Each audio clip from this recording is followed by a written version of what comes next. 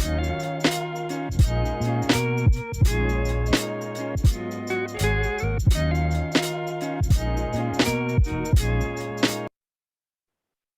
we go. Good afternoon, everyone. This is Mike Dane with MLS Technology. Today we're going to be discussing, or excuse me, this afternoon, we are going to be discussing the advanced functions in Matrix and Realist. This is going to be an hour-long course. Before we get started with the actual course content, though, I did want to actually get you guys familiarized with exactly what this is going to be like, how this is going to function. So the webinars are going to have you guys started on mute by default. That just means that we can get you guys unmuted if need be, but for now, you guys are going to be muted. All right, there's a Q&A section down towards the bottom of your screen. You can click that button to get into it.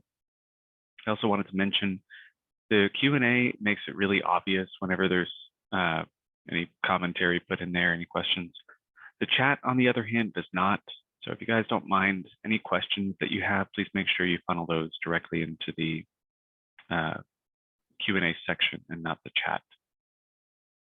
But beyond that, I did want to mention that we are going to be doing a recording of this session. We should have that recording sent out along with the one from this morning for those of you guys who are here. Yeah. And then also, if you guys have any audio or video issues during this course, please make sure that I know. We don't want to have anybody that loses out on their CE credit just because the video cut out or something like that, whatever the case may be. Now, the CE credit itself is actually going to be sent off before the end of the month. I'll be getting that over to our education director by the afternoon, so should be good. Just as a reminder, the buttons that you guys have on your screen, we've got the chat for any commentary, Q&A for any questions, raise hand to get you unmuted. All right. Oh, and if you guys are joining us on a mobile device, it's going to be just a little bit different. They'll have to tap the screen in order for the buttons to appear, but just so you guys are aware, you don't have to worry about being on a computer or a phone. As long as you guys can hear what's happening and can see what's going on the screen, you're good to go. That's all we require for the CE credit at the moment. We got permission from OREC to provide training this way. I do want to mention as well that we're going to be doing some things to verify interaction and that you guys are actually still here. But beyond that, this is going to be pretty par for the course. All right, so it is 1:05. I'm going to go ahead and launch our poll. We'll officially get started. So I do need everyone in here to participate in the poll. If you do not, I won't be able to give you CE credit, just as a heads up. It always sounds a lot more intimidating than I mean it to, but.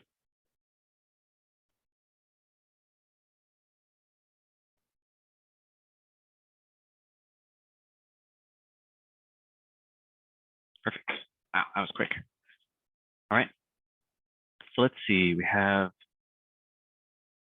well, at least mostly people with experience. We've got one person that's relatively new. It looks like, oh, half of you guys have attended a class on Matrix. Half of you attended it a while ago. And pretty much the same split for the Realist class. What that means, thankfully, is that we're going to be able to skip over some of the more basic instruction. They'll do little recaps just to make sure that we're keeping you guys all up to date for those of you who have not done this in a while. All right, so the first thing we're going to be talking about is going to be Matrix.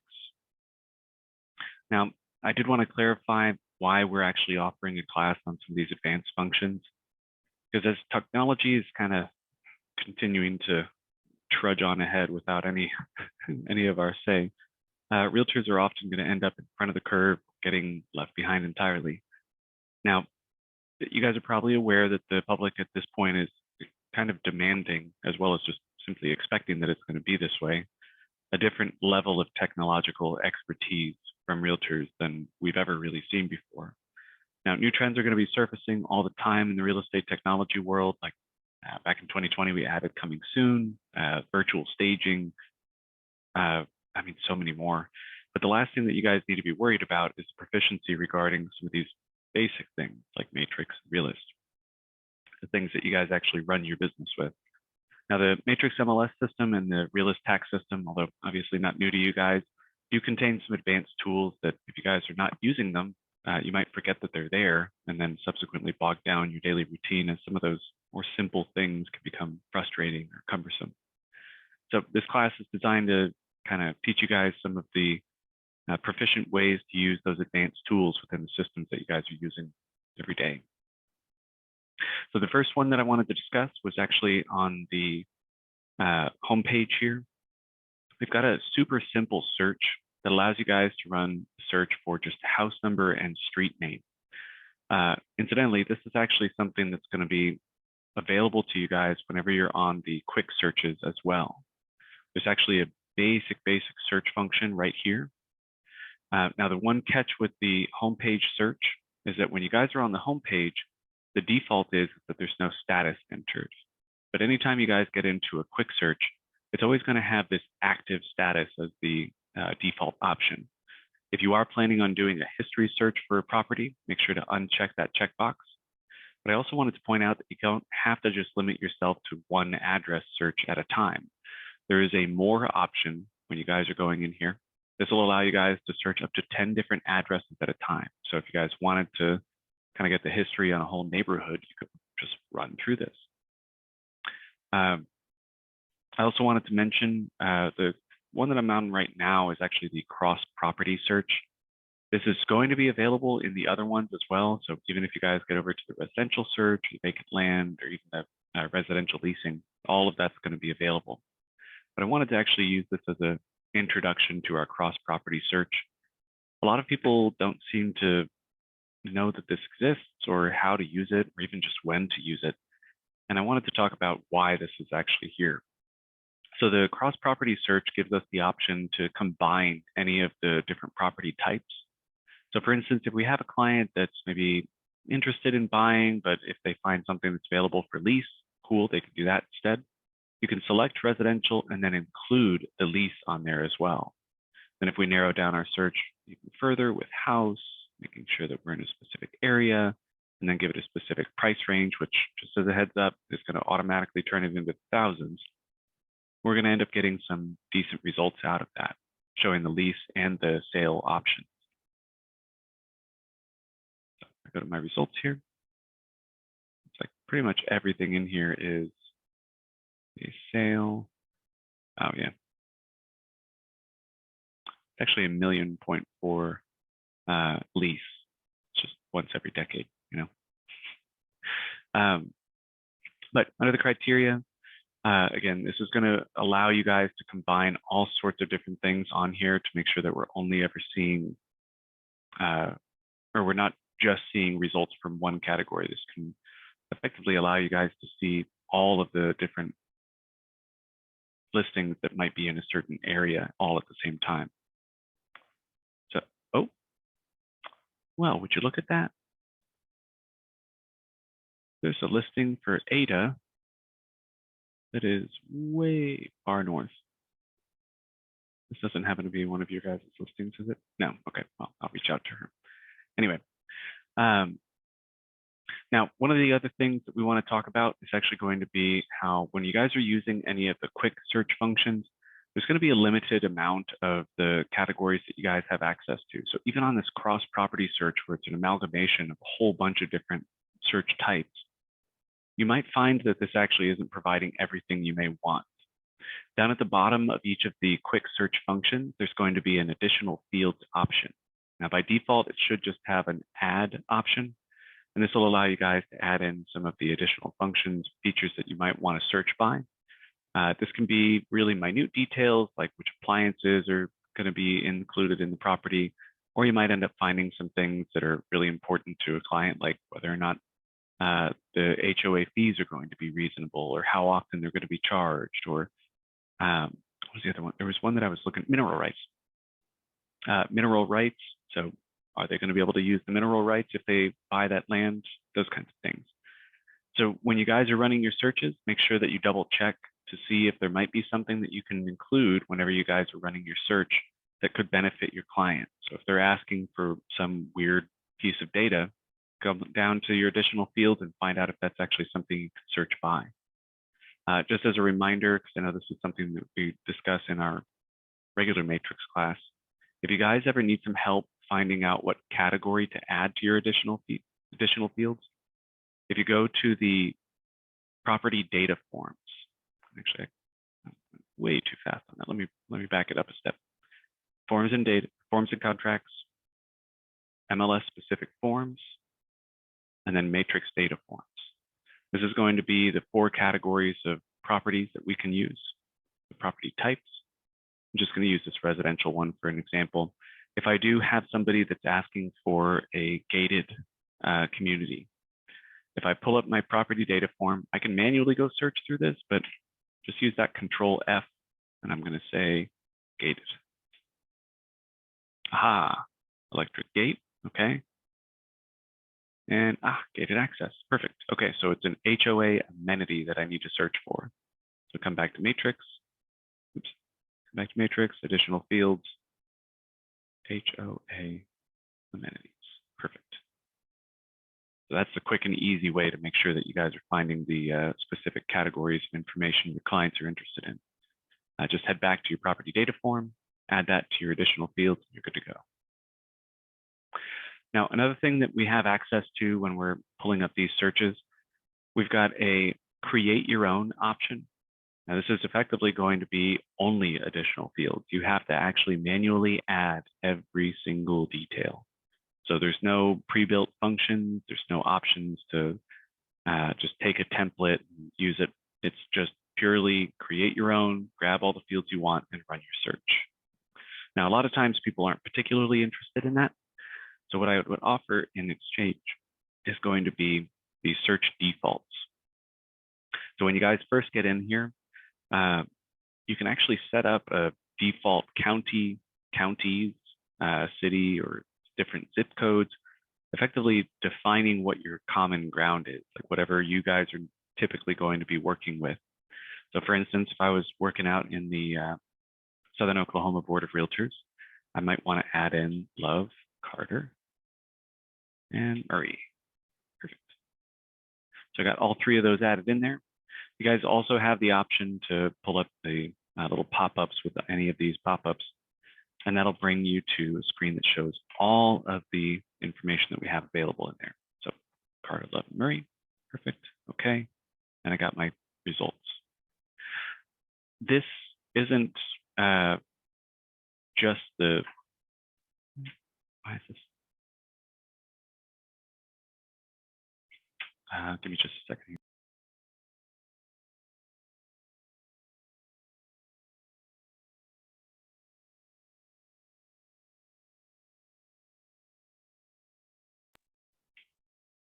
So sorry about that, got interrupted. So whenever we've set up our counties that we might be interested in, or what property type, or even price ranges, or anything else, but literally any field that's on here. If you guys actually want to set this as a default, so the next time you start up a search, you don't have to narrow your search down. So you can just start typing in the details of the property that the client is interested in, and you've already narrowed yourself into a specific group of counties, a city, zip code, whatever the case may be. Now, how you do that is up here at the top right corner. Click on this drop down, and it's going to say set currently selected search criteria as my starting default. Now, what that means is that if I go into, say, vacant land, and the kind of vacant land that I'm typically searching for is going to be, let's say, there we go. So not looking for residential, multifamily, commercial, or industrial. I just want the acreage to be the focus. So I got my details set. Love, Carter, Murray, there we go. So I've got 154 matches here. If I want to set this as my default, the next time I get into Matrix, so like literally if I just completely quit out of Matrix, open it back up again, it'll remember what those settings are so that when I jump into the vacant land search, it's just going to automatically have those details set for me. one of the things that we actually should mention, in case any of you guys are working in this field or have experienced somebody that is, if you guys have someone that you know that's going to be doing appraisals or BPOs or even just consistently doing CMAs, checking off these status options is also something that you guys can do. You guys can actually set that up so that when you get in here, it's not just the active that's checked. It'll already have pending and closed. And this 0 to 180 days is actually a relative timescale. So this is going to automatically assume today's date and then go back 180 days worth of data. So it's a really easy way to make sure that if you guys are very frequently doing any particular search, you guys can get all that baked in so that you don't have to keep on filling those out by hand every single time. All right, now that's not the only customization that we have available to us. I'm going to take these off. Let's give ourselves a price range. There we go, 14 matches. I can work with that. Let's head over to our results. Now, the results page is actually going to be customized for each of the different property searches. So quick res is going to have its own, quick commercial is going to have its own, quick land, quick lease, and quick cross property. All 5 of those are going to end up having their own separate settings when it comes to how everything's laid out. Now, of course, this is by design. Lot square footage is something that's a default option on here, which means that when I come to look for land, it's already going to have the square footage and the acres, zoning, fence, everything. If I switch over instead to the leasing option, just grab some results, matches. Let's try part 1. Hey, 3 matches. I can work with that. So here we've got our 3 matches. It's going to have month rent as the quote over here to the side. But if we want to make customizations to this, what you can do is actually just click and drag to move some of these columns into a position that's maybe more conducive to how you search for things. So for instance, maybe I want school district to be after what the address is. But instead of just moving things around, you do also have the option to remove things. If you click on the gray space to the right, many of these column headers, it's going to present you with a little drop-down menu. You can choose what the width is, you can give an auto fit, change its alignment, but most importantly, you can remove things or add things. Now, my favorite example to use is that if, let's say that I've baked into my search that I'm only going to ever be searching for houses. Then when I go back to my results, this column will always be redundant. So I can just click on the gray space, remove column, and that way, whenever I get back in here, I can see it laid out like this. Now, I do need to actually save it in order for me to be able to see it like this.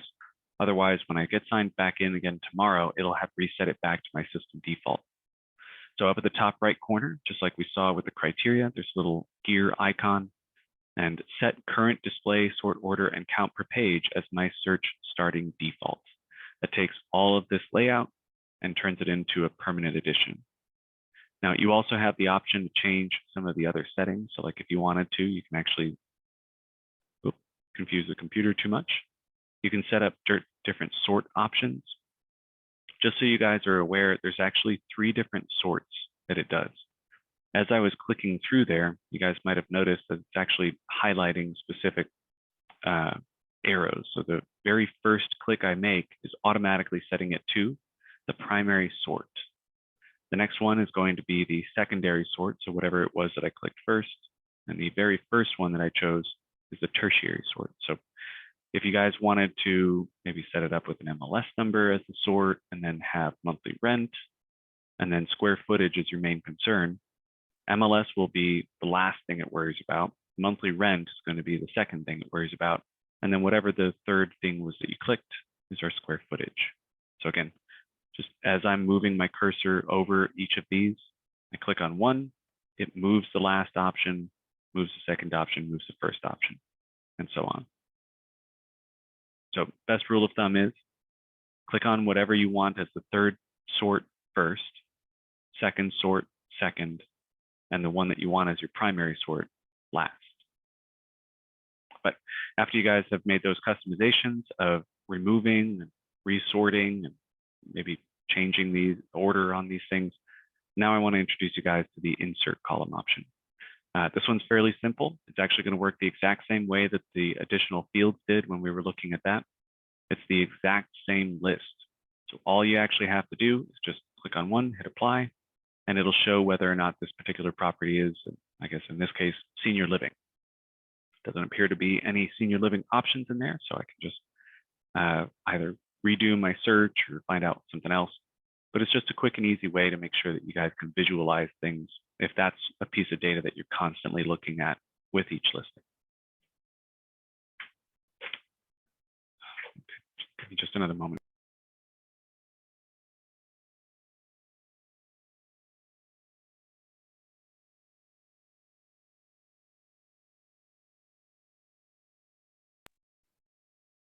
Just had to be a busy afternoon, didn't it? Anyway, so let's actually talk a little bit more about finding our search results.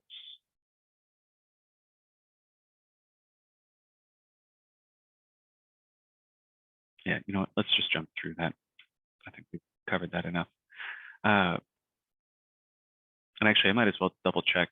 Does anybody have any questions about the default options so far? If not, I'm going to go ahead and move on.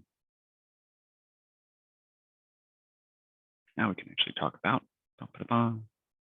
hot sheets and market watch.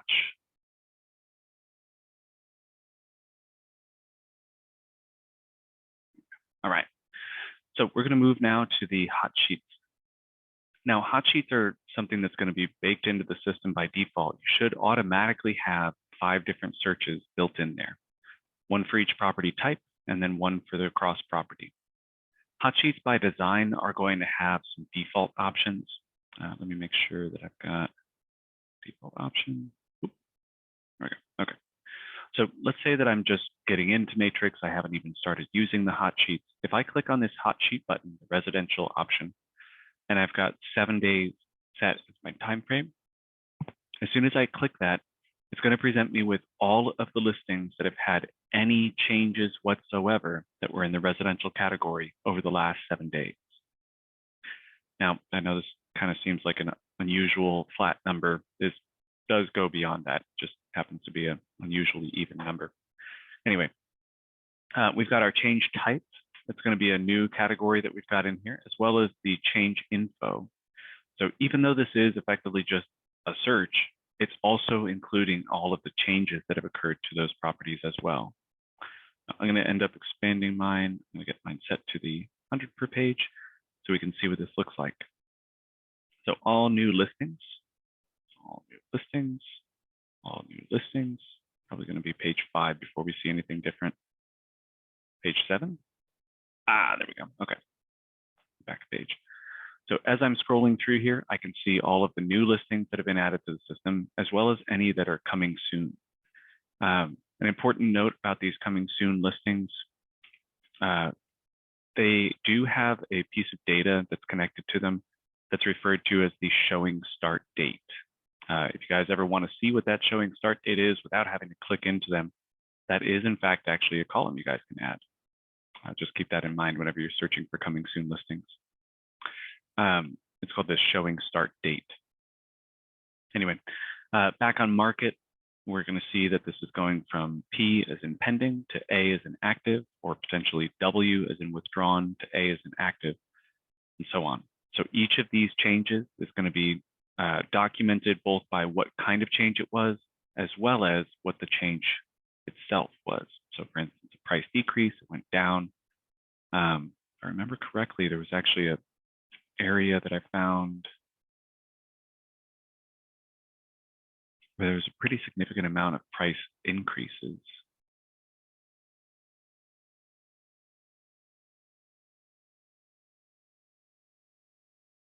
Oh yeah, here we go. Whole bunch of price increases. Went back up, went back up, went back up. Yeah, it's pretty handy. But again, all of this is over the last week. That could be a little bit too much information. Again, 2,400 results is a little bit much. So when we go back, if I just want to see the stuff that's occurred today, This is going to show me anything that has occurred since midnight to night. Now again, midnight to night, whereas the 24-hour option is actually checking all the way back to 1:27 yesterday. Now there is also a this session option, which effectively works the same way as the today option does, but it's only going to keep track of the things that have occurred since you signed in that morning. New only, I don't really recommend using, but let's say that we just switch this over to today, go back to residential, and I can see that there's about 200 changes that have been made to these listings in our system over the last few hours. All of them all at once. Lots and lots and lots and lots of price decrease. Whoa, that's a huge price decrease. Well, if anything, I hope they get it sold before they have to do that again. All right, let's head back to my matrix. Now, this is all fine and dandy, but if you guys notice, whenever we were clicking on these, this is showing us stuff from all over the place. We've got Sallisaw, Tulsa, Jinx, Broken Arrow, Sand Springs, Quinton, Owasso, Tahlequah, Skiatook, Carlton Landing. So there's Ardmore. Like there's a pretty significant variance in how many locations we've got covered there. So if you guys don't want to have just the entire MLS, that's when we get into this customize option instead. Now under the customize option, there's some edit criteria. This allows us to see which specific types we would like to choose, how many days back we automatically want to go, what property subtypes, what areas you want to search, and you can even, here it goes, popping up on the wrong screen. You can even pull up the map search function and actually draw a rectangle around a certain area that you wanted to search within. Again, if you guys have a specific quote unquote stomping grounds, you could just come down here and say that I want to get pretty much this whole area around Ardmore. So not just Ardmore, not just the counties themselves, but just anything that's occurring in that area. So hit OK. I've got my map area selected. I want to do new to price increase, active. I think that's about it. Because then I'm only seeing the things that my client might be able to buy. Make sure it's only houses, save. Now, I typically don't recommend to people that you use this as an actual search function. So for instance, I know that there are some people that have actually come across this particular functionality and decided, oh, I'm going to make a hot sheet for each and every client. But again, this is meant to be just showing you what's occurring in a certain area. So unless this is maybe an investor that's trying to find a whole bunch of properties that they can scoop up, this is not going to end up serving the same function as that saved search might actually do for them. Now, instead of just changing these, if you do end up wanting to add a new one, there is an add option. You choose what property type you would like to use. So for instance, let's say I wanted to do one that's going to be just all of Tahlequah. There we go. Save. And then I can click on that one and hit edit criteria. Again, same options here. Grab all of these. And let's do residential, vacant, and lease. So I'm not doing anything with commercial. Just want to get all of those. And I'm going to limit myself down to Tahlequah. Perfect. Save. Now when I go back to my homepage, I'll have a separate hot sheet that's just for that area. So that way I don't have to worry about any of the extra changes or finding something in Bartlesville when I'm searching for something in Eufaula. It'll just always be to my specification. Again, the main thing that you guys do have to change besides the customize option is just the time frame. So just keep that in mind. But I also really strongly recommend to people that if you do customize these, changing what statuses are going to appear, so this stuff, the change type over here, is actually really important. Because again, most of the time you don't need to see something that's gone pending or closed, or pending might be the closest to valid. So like these top might be better, but something closed, I don't necessarily need to know about at least, withdrawn, expired, released. Now released might be a good one, but again, it's going to depend on your clients and your actual business. Now the next section down is going to be our market watch option. Now you can always switch these in which position you would like them to be. So if you guys like the market watch better, go for it. But what market watch is going to do by default is going to be a very basic search that just shows everything that's occurred, again, within that same time frame. But instead of it showing you just all of the listings all at once without any real sorting besides, a specific change type, this one allows us to whittle down into just the things that are, say, coming soon.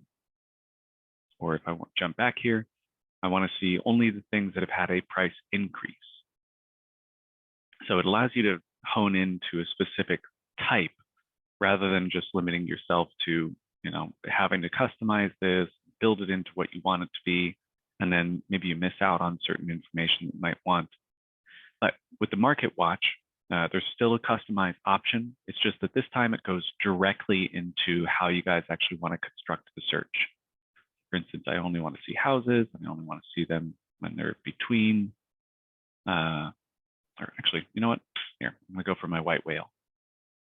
Let's do 750 and up. Perfect. So I got that set. So now I can see all of the changes that have occurred to any of the properties that are $750,000 or more that are also houses. When I click on coming soon, I can see which ones are available sometime in the near future. Click on new listing. It's going to show me all 36 of them, and so on. So it's a really handy way to kind of narrow things down. That customize option is great. Just as a heads up, if you guys ever get to this point and you're like, why am I seeing things that are not from the area that I was interested in? You can hit this reset option or just dive into the customize to find out why it was that it was doing that. Also, you do have different saves for each of the different categories. So even if I switch to commercial, if I go back to customize, I don't have any of my customization in there. If I switch to land, same thing goes there.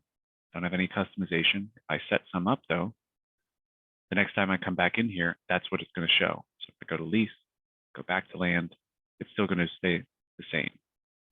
If you do end up needing to just kind of clear that out because you're going to start something new, hitting reset is a really quick and easy way to do that. All right. Now let's talk next about our speed bar up at the top. Honestly, this is one of the tools that I use the most whenever I'm doing help desk phone calls. But I don't think I see too many people that are actually using it out in the field, which is a little odd because I think it has a lot of purpose. But the speed bar up at the top of your screen is actually going to stay available to you no matter where you are in Matrix. There's very few places where it's not going to show that blue bar up at the top. So what I want to do is I'm going to click on this little question mark icon over to the right, and this is going to give me a little pop-up. I'm going to move my pop-up over here. There we go. So I can see that over on the side here. So this is the pop-up that you get from the question mark. This is going to show us all the details for our speed bar. One of the things that I think most people could use this for is actually constructing a really basic search and then going back and adding more minutia to it afterwards. So for instance, we can choose what property type we want to search by. We can choose what status we want to search for.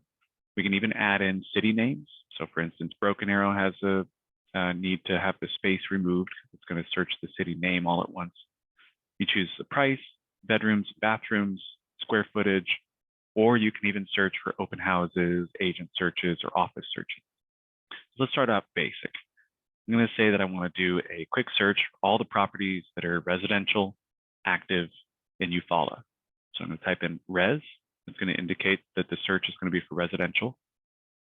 A for active. And then Eufaula, that's only one word. I don't need to add anything else to that. I run my search. And right away, I've already got all these properties that are going to be in the Eufaula area just from typing in some text up here at the top. Now, one of the cool things about how this works is that when you guys actually go to do a regular search, so like let's say that I'm already in here, and I click on Ada, and I put in a price. When I get to my results page, watch what happens to my speed bar up at the top. It already filled the information out as far as how to actually run that exact same search. I don't think this is necessarily the best way to have learned this, but I actually learned how to use the speed bar just by watching what the speed bar showed after I had run a specific search. So for instance, after I had added in a search with some criteria that maybe wasn't part of the speed bar, it'll dump all of that into include other criteria. And then when I hold my cursor over it, I can see that it's including the school district is Adair, which was really dumb. Let me choose Ada. There we go. So that way you guys can kind of delineate between the stuff that you can search for using the speed bar and the stuff that you can't. Another example of some of the stuff you can do with the speed bar, this is the thing that I use it the most for, is an agent search. So I'm going to type in AG, type in the name of someone, and run the search. Easy peasy. Now you guys do still have access to an agent and an office search on here, but I just find that just typing in their name up at the top here is significantly quicker than having to open up the agent thing, type in their last name in one spot, type in their first name in another, and then go to my results. That's just a lot. I can just go up to the top here, AG, Ethan Long, enter, done. Go to his listings, and I'm good to go. So if you guys want to give that a try, again, it's just AG, indicating that this is not a residential, vacant, any kind of property search. This is an agent search. And then you just type in the name of the individual that you're searching for. Now, the cool thing is that this doesn't even have to include their full name. In fact, you can do just a first name, just a last name, or even just a portion of one of their names. So for instance, I'm going to run a search now for my coworker, Michael Bromberich. I just typed in MI, BROM, enter, and I get both of them. His real account and then the other one that he uses as a training account. So it's really handy. Also, offices. Let's do Century. Let's just try that one out since that's a quick and easy one. I'm adding an asterisk at the end. Just as a heads up, a lot of offices do have like, specific names for specific areas. You guys are probably already aware of that, but Keller Williams Advantage is different than a different Keller Williams in a different city, that kind of stuff. So usually I like adding in an asterisk at the end just in case. So if it's Century 21 right, I know that it's different than the other ones. Let's try. I hate to keep on using Michael Urey's stuff, but Solid Rock. Oops. There we go. Solid Rock Realtors. Actually, is that what the problem was? Did they actually finally fix that?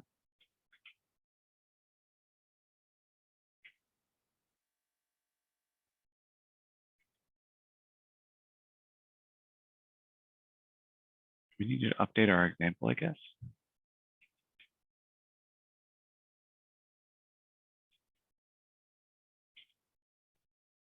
Oh, yeah. Okay. Well, I guess we don't have any Century 21 on here. We'll have to get that corrected. Anyway, that's our office search function. One of the cool things about the office search, just so you guys are aware, so if I do office solid, is whenever you get into an office, you can check out their branch or the office agents. And you can even go from there to find out, all right, what does Troy have for active listings? That kind of stuff. So it makes it really easy to find stuff. The example that I heard from people using this is that whenever they ended up having a phone conversation with a certain agent, they didn't quite get their name. And so they went into the system, they got the first couple letters of their name, typed it out, and was able to find who it was. And then of course, because they found the basic information from the person, they could get into any of their listings as well. So really handy. Again, all that stuff in the speed bar, it's always going to be traveling with you. And it's also worth pointing out, last thing about this, I promise. When you guys are in here, there is also going to be an option to just type in the listing number. So if you guys ever want to just search for a specific listing, like if an agent calls you up and says, hey, I got a property that your client might be interested in, you can actually just grab the listing number and just dump that directly into this speed bar. So for instance, if I wanted to search for these guys,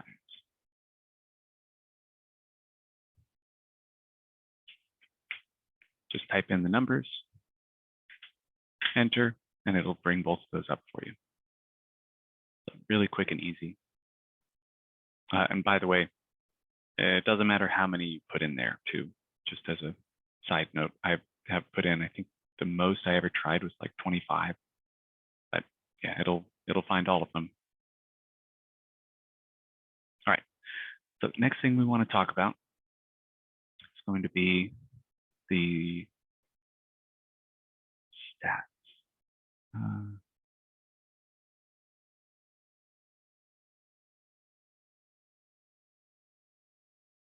No, I don't think that this is something that we need to cover anymore. Yeah, let's switch over to the hit counters, because I think the hit counters are awesome. All right. Now, when you guys are going through and looking at things in Matrix, it does keep track of the number. Maybe not necessarily always the individual, but they do keep track of the number of times a particular listing has been viewed. If you guys go into the My Listings section and then switch over on this drop down at the top to My Hit Counters, this is going to show you how many times your property has shown up on a client's portal. So literally how many times they've actually seen this, how many times the client has actually viewed it from their portal, whether they favorited it, saved it as a possibility.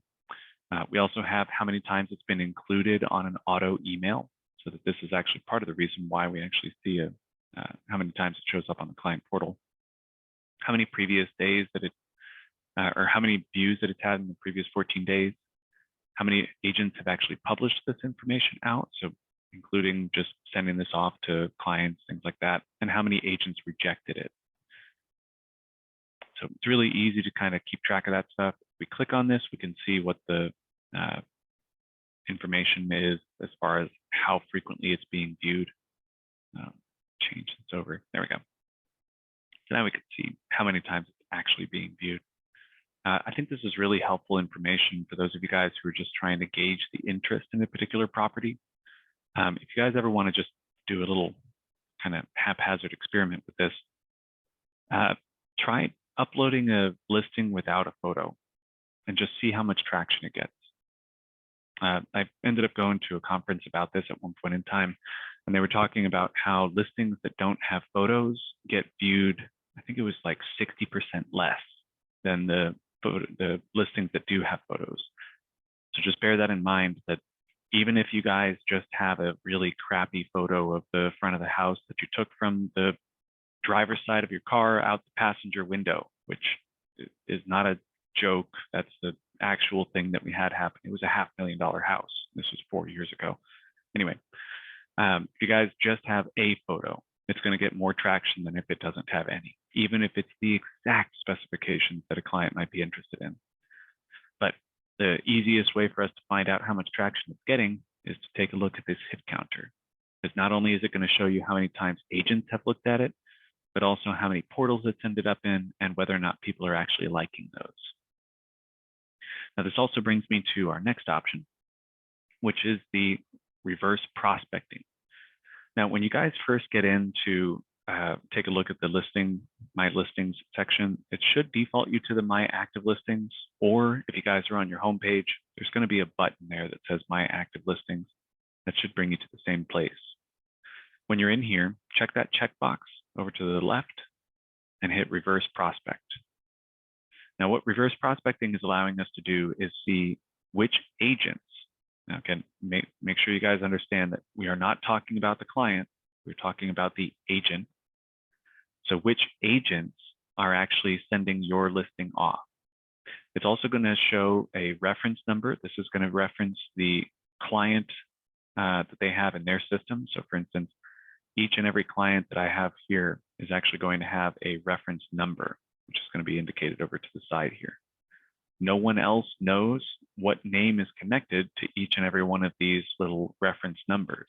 So when you guys see this, you see the agent and their client. Now, another thing that it helps us see is what the amount of listings were that they were sent off with. Now, bear in mind that this is only going to be showing us stuff that's been sent out by an auto email. So you may see some really, really absurd numbers. Like, I don't know why, but Kevin King is sending whoever this particular client is 478 listings. And that was last sent on the 14th, so last Thursday. That's an absurd amount of listings. Now, if your client isn't finding what they want, keep pushing forward. But this seems like maybe they're not going to make a purchase, or they're just stealing data.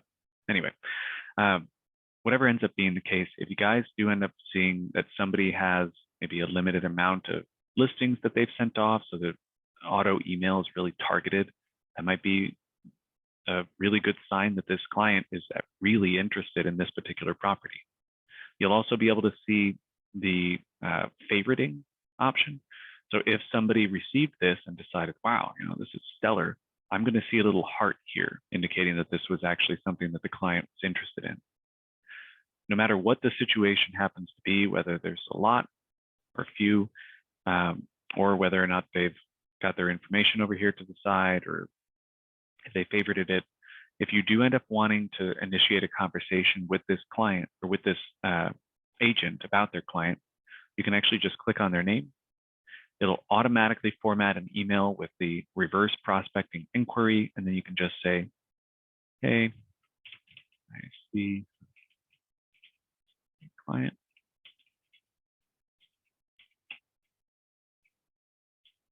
Perfect. Now, there is just one slight recommendation I would make. It's not necessary, and it might actually confuse some people, but if you end up including the reference number on there, it might make it just ever so slightly easier for the other person. Because I don't know if you guys are using the contacts page too much in Matrix, but this contacts page is going to be either absolutely chock full of people. Like I've seen people with over 800 contacts in Matrix because they just always put everybody in there, or they've imported it over from some other place.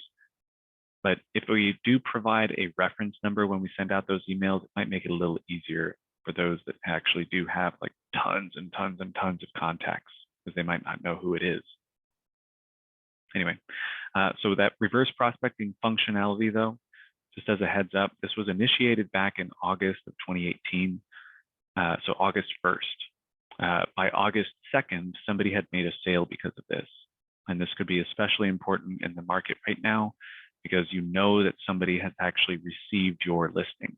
This isn't a matter of guessing or trying to find out who it might have been. You know exactly who it was, and you know exactly what their client might be interested in about it, because you've got a very small amount of information that's narrowing that to such a focused number. But just bear that in mind. This reverse prospecting functionality is really handy. If you guys need to find out more about what's been sent, etc., you guys can go to this reverse prospecting email history. This is going to show not only the stuff that you've sent out to people, but also the things that you've received. This is where you guys can actually see that the request that was sent in because you have a listing that their client is interested in, you'll be able to see the details about that on your end. So what your client is interested in, as well as the other agent has a contact that they like of your properties, or that likes your properties.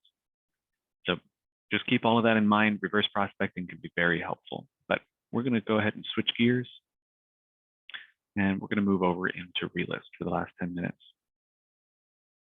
Now, the Realist search functionality is very basic by default. I did actually want to show you guys a couple extra functions, though. So the quick search function is very basic. You guys can't make any changes to that. So we're going to automatically switch over to our My Search function. On the My Search functionality, there's a search function that we don't discuss any longer in our Realist class, just because we trimmed a whole hour off of it. But there is a foreclosure query.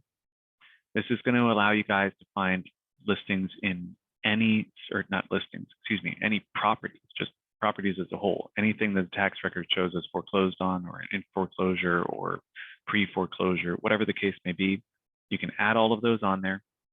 You can choose the dates that are related to it, choose whether it's a distressed sale, owner name, subdivision, city, and so on. Now you can expand this out a little bit further using that customized search function. We'll talk about that more in just a moment. But we did at least want to mention that you guys can search for those foreclosures. And again, this is not just limited to the properties that are listed. This is going to show us all of the properties. back to full screen. There we go. All right. I also wanted to point out, if you guys do end up liking the basic layout that you have for the general query, this is actually a great template. So I usually like having owner name, house, street, suffix, etc. But I might need to have a couple extra options. So for instance, if I was to try and switch this over to an is between, set this up for 1500 to 1600, and then set it with a name, a street that actually goes north and south all the way. When I search for this, it's actually going to show me a very fractured or a very separated set of results. We've got some that's down here in Tulsa proper, or not Tulsa proper, Midtown, and then we've got some up here in North Tulsa. These are both within that range. So if I go into my search function, I can see that both of these actually have North Peoria, North Peoria, South Peoria, South Peoria, but all the numbers match. So what I would recommend using is that customized search function. So when you get into customized search, the general query or the foreclosure query, either of those golden padlock search functions, are not going to let you make any changes to them by default. But there's a handy trick with this. If you guys go into whatever category it is, find whichever checkbox it is that you want, check the checkbox, it's going to automatically turn you into a brand new search function. So now I can go back and say, I want to do the post direction here. There we go. Now I can just move those into position. I'm going to get rid of my township range and section. I don't work with vacant land, so I don't need that. Pre-direction and post direction. Perfect. I hit apply, and it's going to allow me to search with those extra options now. So if I switch this over to is between again, 1500, 1600, South Peoria, there we go. Enter, boom, got the 6 that I was looking for. Also worth noting, if you guys do end up wanting to customize your search and then save this as a template for the future usage, when you go to that customized search, there's a name up here at the top.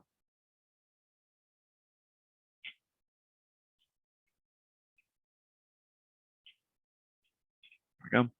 And I can save this for future use. That way, instead of just hitting apply and then just running my search right now, I do have the option to jump back into a specific version if I want it. All right. Now, there's also going to be our list. When you guys first get into Realist, it's going to have a default layout. And again, just like we saw when we were in Matrix, if you just click and drag the column headers, you're going to be able to move those around. So if we wanted to change where things are located, we can. There's also a customized table option where we have the show hide columns. Now, when we're in here, wait a second, this looks like a very familiar list. It's the exact same functions that we had available when we were trying to add to our search criteria, except this time it's actually allowing us to see what those search characteristics were, or what those property characteristics were before we open up the property. So for instance, if I wanted to make sure that year built was towards the front, I wanted to know what the subdivision was after the address, I can hit apply, and I can see all of that information in here now. So we've got our owner information, year built, address, subdivision, city.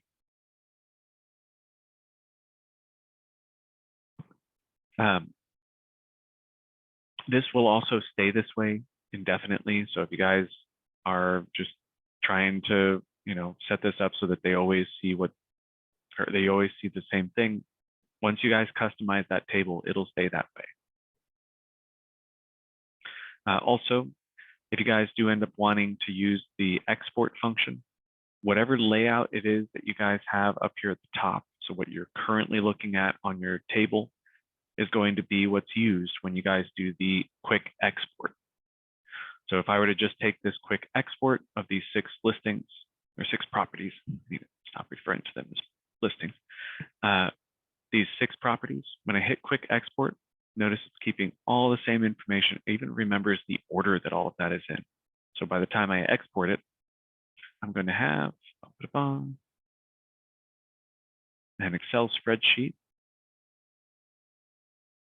Slowly but surely. There we go. With all of my information that I had on there in the exact same order. Now, you guys can use this for a variety of different reasons, but the main thing that I've seen people using this for is for some kind of mail merge. But we've used it on the service desk side of things. Like if there's a county that joins us, what we'll do is do a search for all of the unique street names and then add those street names into the system so that hopefully you guys shouldn't see too many streets that aren't added at this point. If you do come across streets that aren't in Matrix when you guys are trying to add your listing, just give us a call, let us know. We're going to need the address, but beyond that, everything should be pretty quick and painless. All right. The foreclosures, we talked about that. Customize search. Okay, let's talk a little bit further about the export. I'm fairly certain that was our next step anyway. So the quick export is going to take the same layout that we have on our table up here. If we go into the customized export, it's worth pointing out that what's going to end up happening is it's going to present us with, hey, look at that. It's the exact same list as we saw before. But now we actually have the option to change the way that everything is laid out.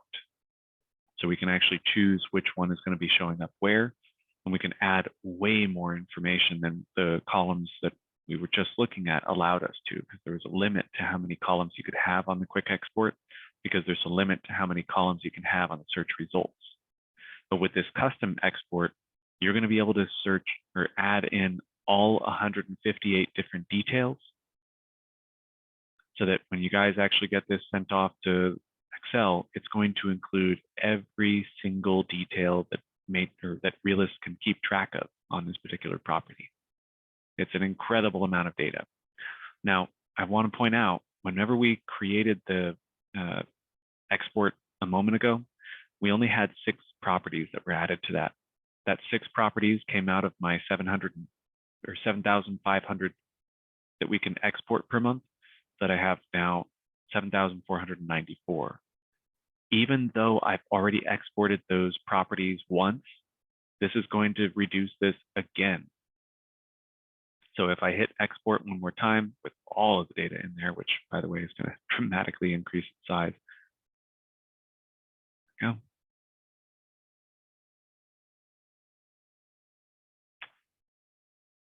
Slowly but surely. Hey, there it goes. Okay. Now we've got a huge, huge spreadsheet. Look at how big this is. Again, this is 158 pieces of information that's been compiled into one document. So very useful tool. That customize export function could be used to try and get exact details for mail merges. So if you guys need to have the address broken down into a bunch of separate columns, customize export is going to be your best bet.